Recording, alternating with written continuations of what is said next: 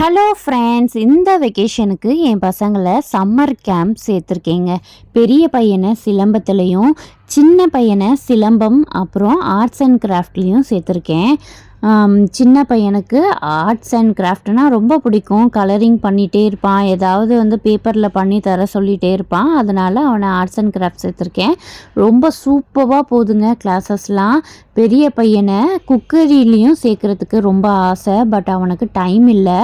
சிலம்பத்தில் 8 to 10 முடிச்சுட்டு 10:30க்கு hips class போயிடுவான்.